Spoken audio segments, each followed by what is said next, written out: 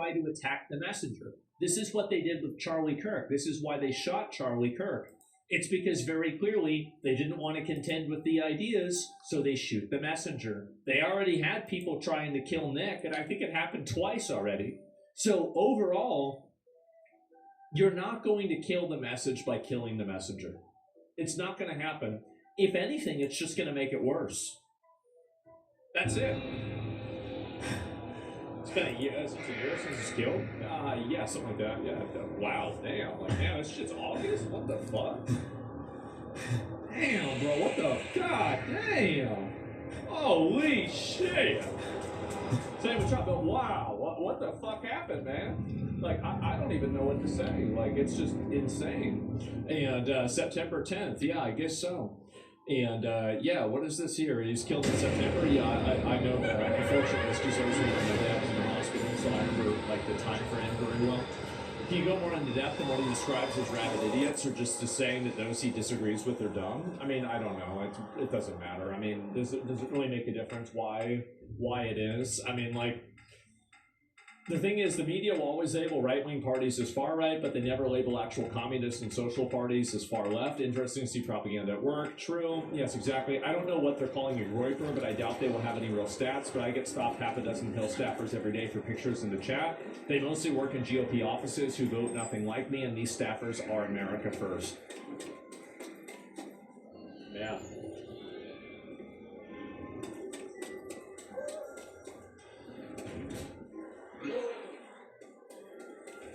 How about that? That's just too bad, isn't it? And this is only going to become more and more influential. This is only the beginning. And then over time, this will become the norm, and then it will become the rule. That's it. Check Nick's group chat leak. He outlines the strategy. Let me see.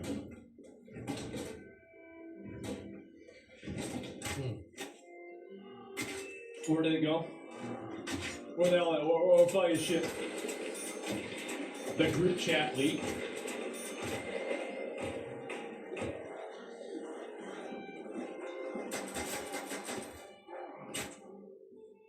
I think I saw one part about this.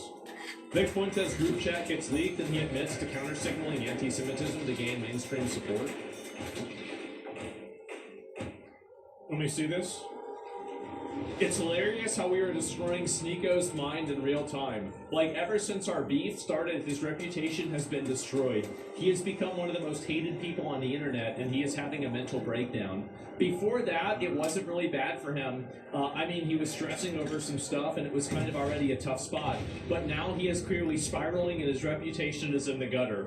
Such a weird year where everybody is fighting me for no real reason. I don't even know what to make of it. I think people are starting to see how ridiculous it is. I doubt it. I think they were all just quietly resenting me for a while. I'm told Sneeko had all this pent-up resentment about me because apparently he was always really mad that Reuters hate him, so he was looking to sabotage the relationship, basically. I could tell that Dan was going to turn because of that relationship was deteriorating behind the scenes. Same with Jake Shields. With Sneeko, it was clearly just sour grapes that my audience hates him. With Dan and Jake, there really was a weird jealousy thing going on. I remember one time me and Dan disagreed about CK, Charlie Kirk, and he freaked out saying that I have a big ego, and he has been famous longer than I have. It was really bizarre, but I think he was salty that I was getting more attention. That becomes more clear every day. He was seething about how nobody big has interviewed him, even though he's famous. By the way, I clocked this with Dan instantly. And anybody who knows Dan, like, I've known Dan for 10 years. Everybody knows that's what he is. He's always been a huckster. He's always been a fraudster. He's always been a clown. He's always been an attention whore. Like, it's not hard. Yeah, this is like 500 IQ. This is fucking obvious. So let me go back and look at this here.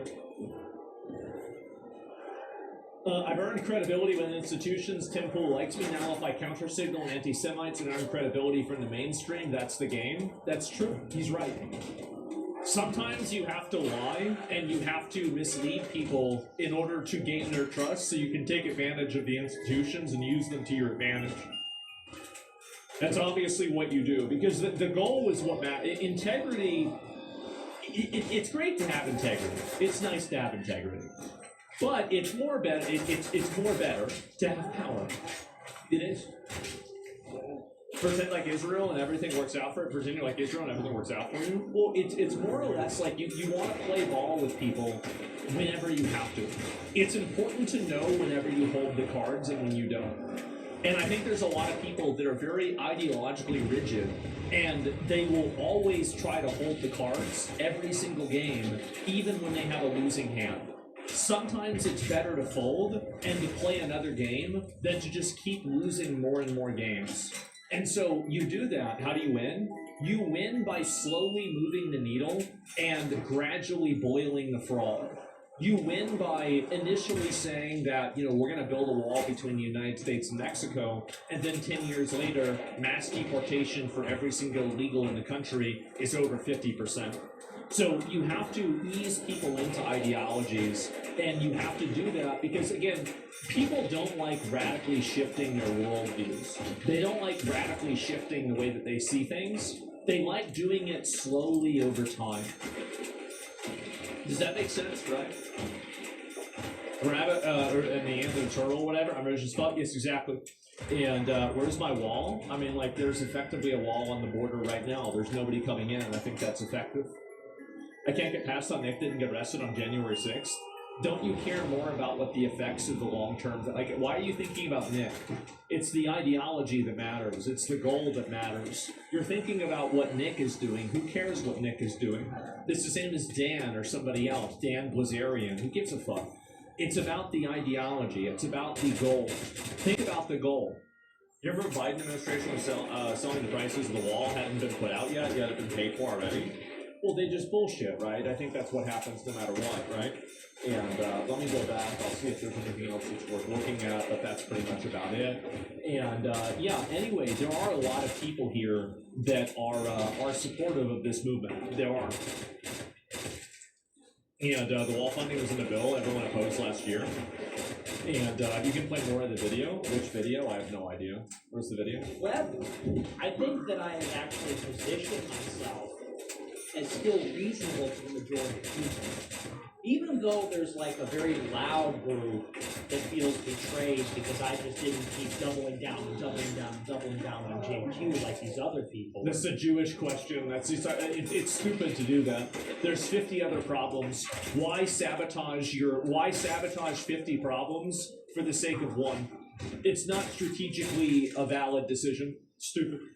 It's more and more extreme, and they just everything's the Jews and blah, blah.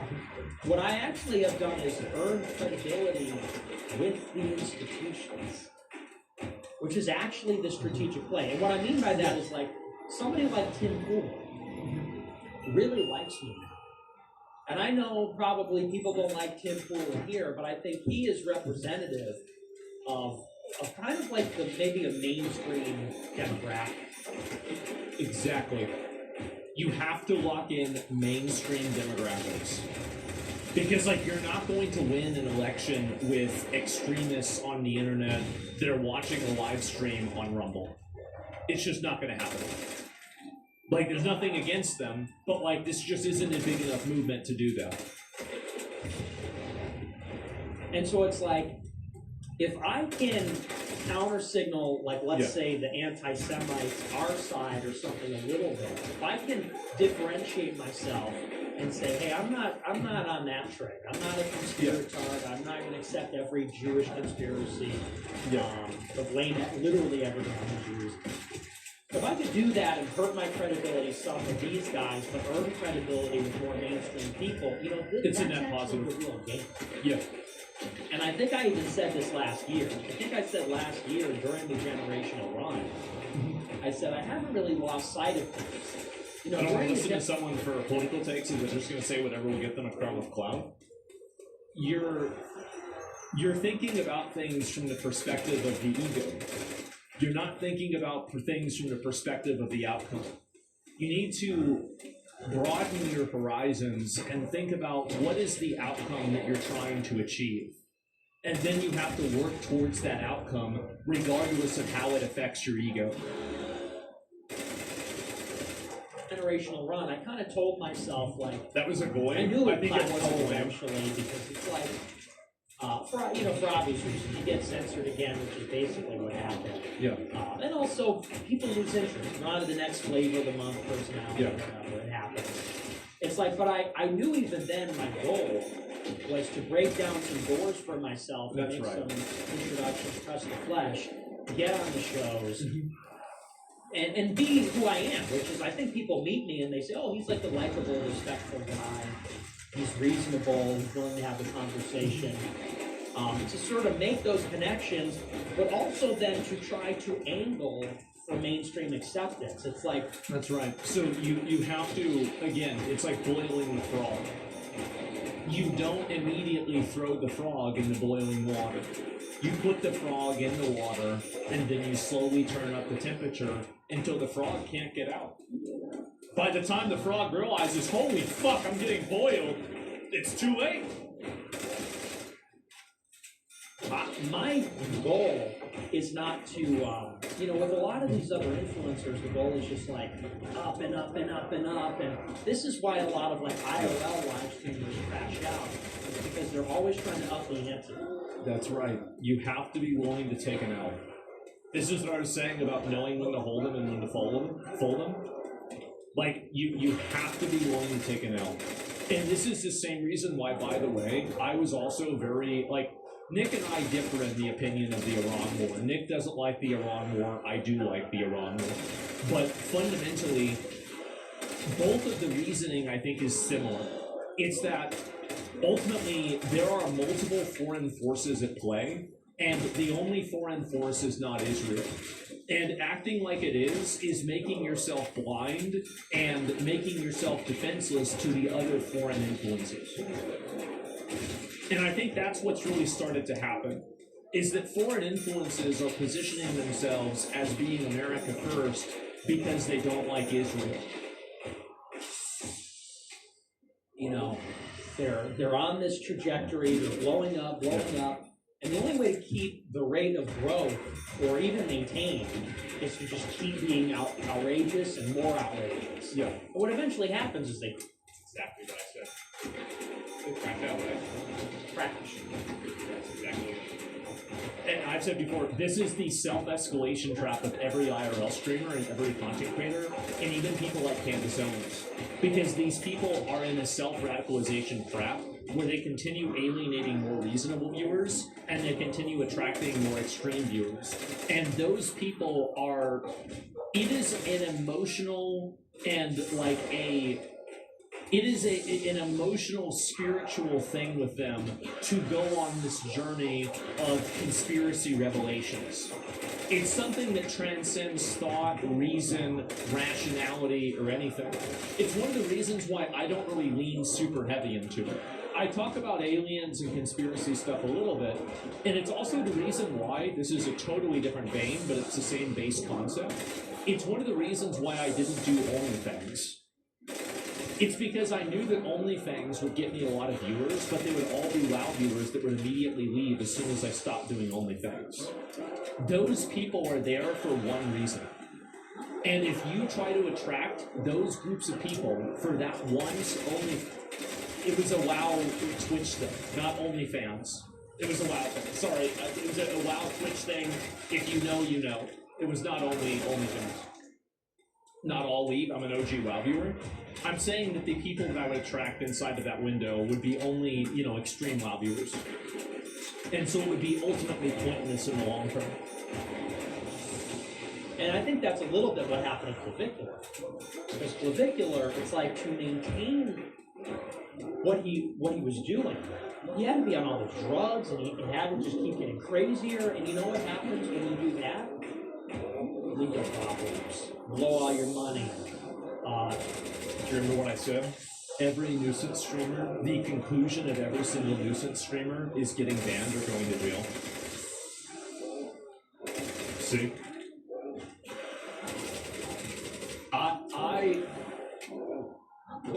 Man. Sounds right? Yep. doing that stuff, you get burned out. You either burn out and exhausted, or you're on drugs. Overdose on drugs causes problems for your mental state. And now, like clearly he's not at the same level he was before, and is saddled with a lot of problems. I think my guess. I think Clav is okay. I think that he made some early tactical mistakes that were also, they seemed like good ideas at the time, but they ended up not being, based off of how he wanted to like shift his image. I think that him collaborating and interacting with Sneeko and even Nick to the level that he did, like going to that club with the Hail Hitler thing, I think that for the image that he's trying to project, that was a mistake for him to have done that. And it's kind of like an albatross around his neck that people will always bring up. And they'll ask him like all the time about this. So it's stupid. Yeah, definitely. I like Clavicula. I'm a fan of Clavicula. I think he's a good guy. That being said, I do think that it was a strategic mistake. Sneeko fucked him? Maybe. I don't know what the details between the two of them are. I don't know if they have legal problems and some issues pertaining to the drug use and whatever. And so anyway, so when I was on the generational run a year ago, I was thinking about the real strategic goal. Strategy is long-term thinking.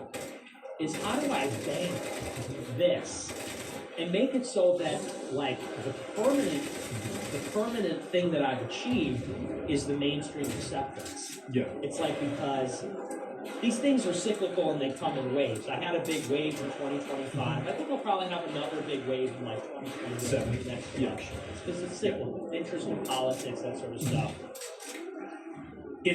I'm so glad to hear this, because it's at least some person that can understand some degree of like Machiavellian political theory. So few people understand this, and it's embarrassing. It's so profoundly and pathetically embarrassing that so few conservatives have any willingness to engage with this at all. Thank God. Thank God there's at least one person that does that. Anyway, so this guy looks like a fat gay retard, and you decided to come into my chat, and this is your first comment ever. And it says, the segment that we defend Trump has started yet, guys. Can you explain to me why you're mad? Go ahead.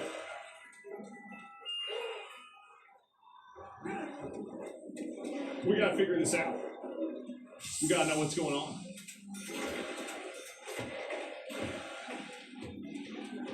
It's funny because usually shit on Trump.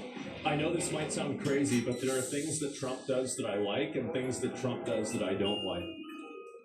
I know, people might not want to hear that, but it is really that complicated. It's very upsetting. He was lurking in the shadows for half a year. Yep, you were waiting for this. All this time. Have you read the Machiavellians? Yeah, I've read the Machiavellians. That's like the Jetsons, right? I'm pretty sure that's what it's called. His wife's boyfriend didn't give him the answer yet. It looks like there's no comment at all. So you just came in here chirping, and you have nothing to say. You're being fair? Well, I mean, again, it's all about moving the needle and being effective in the long term, right? I think that's what I've always said, and I think that's good. How dare you agree with somebody? Yes. Not a single response. Isn't that sad? Are you for deporting Sneeko? No, but I think Sneeko, I unironically think this, and I don't want to have this come off in the wrong way, because I don't really dislike Sneeko. Like, there's a part of me that does like Sneeko, even after all the drama. Like, I don't have anything really against him. But the way that he's been talking and some of the posts that he's been saying, him saying the only thing I have left is Islam and everybody else has betrayed me and all this stuff, it does... That's scary, man. I'm not saying the FBI should be, like, keeping tabs on him necessarily, but, like, I just think, I think there's something wrong. I do. So, how do you not dislike him? I don't know. I've known Sneeko for like 5 years. Like, there's a lot of people whose opinions and the things that they say or do that I dislike, but I don't dislike them as a person. Does that make sense? I've had nothing but positive and cordial reactions and interactions with Sneeko privately. And I prioritize private, personal reactions and experiences with people over their public perception. I don't really care what people say publicly because people have, it's a job, right? At the end of the day, that's the way it is. There's no need for the beef. Yes, exactly. He's a maker of his own misfortune, though. I think that, I mean, I've said it before, I think he got pretty offended whenever I said it about the identity crisis thing, but I just hope that he can try to dial it down a little bit and not be as extreme in terms of, like, making the whole world Muslim and, you know, like, you don't have to argue every tenet of Islam word for word. You don't have to do that. You don't have to do the kafar thing. You don't have to do this, right? It's just... It's unnecessary, it's polarizing, it doesn't achieve a goal, it doesn't help you, it doesn't help, I don't think it helps American Muslims at all. I don't think, the big issue, I think also, like this is another thing, is that I think that Sneeko, in the pursuit of trying to support his new religion that he thinks is a big part of his life, maybe it is, I don't know, but in the pursuit of that, I think that he has turned a blind eye to a lot of truly evil behaviors that Iran has done, and Hamas has done, and the Houthis and Hezbollah have done. And I think that if you assign all of the evil to Israel, I don't think Israel has a monopoly on evil. And I think that if you look at these other groups of people, they have also been responsible for the deaths of millions of Muslims, right? Like the people in Iran that he's acting sad that got killed were responsible for killing more Muslims than Sneeko will ever meet in his entire lifetime. And I think that that needs to be taken into consideration, and you need to stop thinking about this as a holy war, as a race war. This is a war of people that want to control, dominate, and rule over everybody else, and they will stop at nothing to do so. And you can say Israel is the exact same, but you don't see me sitting here supporting Israel. You don't have to support those people. They're not on your side. Just because they read the Quran, just because they say they have the same religion as you, that doesn't mean that they have the exact same values. There's plenty of Christians that are crazy, not all psychopaths. There's a lot of them. I don't think you lose anything by acknowledging that Islam and Judaism have the same thing. That's the way I look at it. And I wish he'd understand that. I think Sneeko deep down, like, I don't think he's a bad guy. I don't think he's a bad person. I just think that right now he's misguided. Is that, I mean, and this and I'm going off of, by the way, I'm going off of literally 5 years, over 10 years of knowing of him, 5 years knowing him. That's my opinion about it.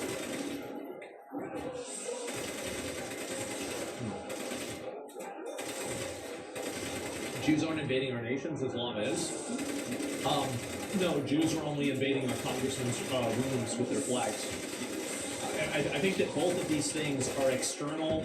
They are both external, non-American, foreign influences that need to be curtailed and managed by America. Not removed. I don't think either one of them needs to be removed, but they need to be managed. And it needs to be compartmentalized and realized as this is a foreign influence. These are foreign influences. Move away from foreign influences. Brothers are shooting in Idaho? I saw that. So I can talk about that just for a little bit. But yeah, again, Nick Fuentes, don't get mad about him, get mad about the message. The message is the thing that you need to contend with, not anything else. And also, I saw that a post that I made blew up. Before I go to the next one. Oh, let me pull up the Idaho thing. Take a look at this. You know him or just an acquaintance? Acquaintance. Might as well put Sneeko and terrorist though. I don't know about that. Kachar's also, what's this here? Give me 1 second. And Qatar's also saying major contributions to American Academy in China is over 300K students enrolled domestically. It's everybody. Yeah, of course. I mean, obviously, like, I mean, it would be stupid. Like, if we weren't doing the same thing to Qatar and China, I'd be mad at the government. Of course we should be trying to vie for soft power. Of course we should be trying to increase our influence. That's what a country would do if they were trying to act in their own best interest. So anyway, this is what happened, yesterday, is that Joe Bernthal said that a fear of pit bulls is dog racism. Let's watch the clip.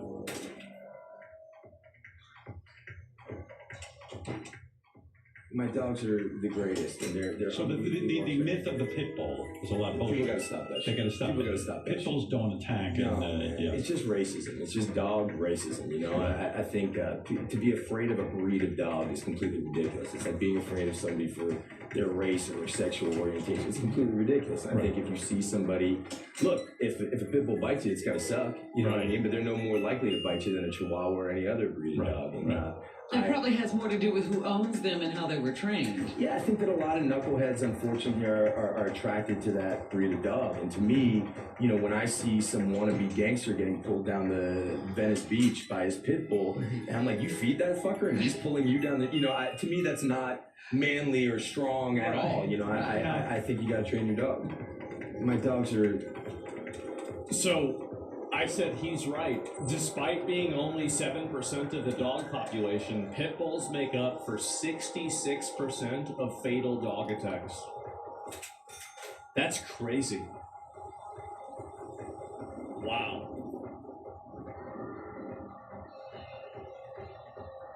Wow. What are the odds of that? That's what Tecton said? I think that's what a lot of people said. And, yeah, wow. I don't know, really, there's not really a lot to go with this, but, yeah, sure. Can confirm, it's Minx. Can confirm my staffy pit Minx has taken out a crowd with his farts. He's a danger to society. Knowing Minx, I'd be surprised if this dog even had legs. So whenever she was staying at S-Fan's house, she had 2 cats. And she brought out the first cat, and it was this pathetic thing that just laid on the bed. It just laid on the bed, and she was hand-feeding this cat wet cat food. And its name was like, I don't know, fucking, Billy or something like that.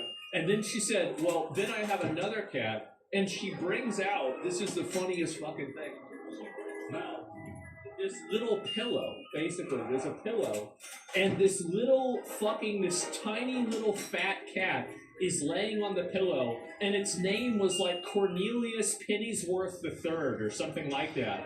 And she's like, yeah, he doesn't really walk around, he can't move around, so I have to carry him around, and I have to hand feed him too. And I'm like, okay, so the first cat is retarded, but this other cat, like, the fuck is this thing?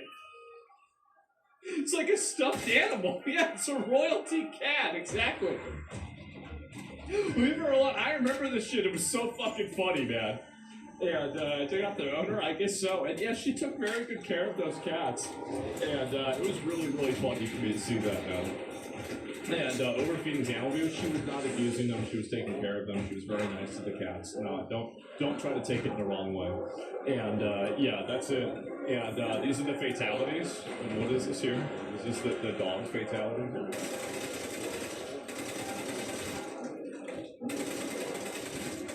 Oh. Right. Yep.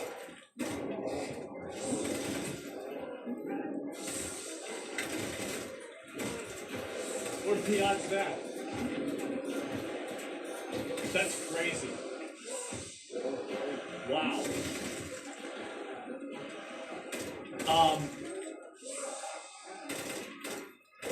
So yeah, that exotic license needs to be done. Holy fuck. Yeah.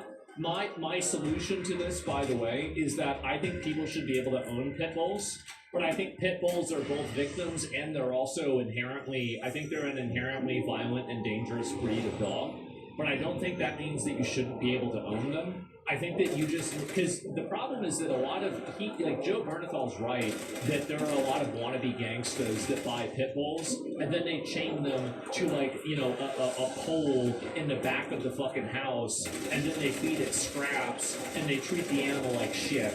And so the problem really is a combination of nature and nurture. And I think that an extra level of accountability, like you can't look at a chart like this and think to yourself that there isn't a problem. There's very clearly a problem. The problem seems to be very one-dimensional. I think that we should have something similar to what we have with an exotic animal license, where if you want to own a pit bull, that's totally fine, but you have to take on an extra level of accountability and maybe a little bit extra training and a certification. I don't know if certification might be too much, but some level of like accountability that I know how to take care of this animal. I'm not going to abuse this animal. I'm not going to mistreat this animal. And I'm also going to be accountable for this animal because I recognize that it could be dangerous based off of statistics. That's it. Welke feta is het lekkerst? So I'll pull up one person. I don't want to go back and forth about this, but I'm just going to pull up one person. Why is this a bad idea? That's retarded. Why is it retarded? You said it's retarded.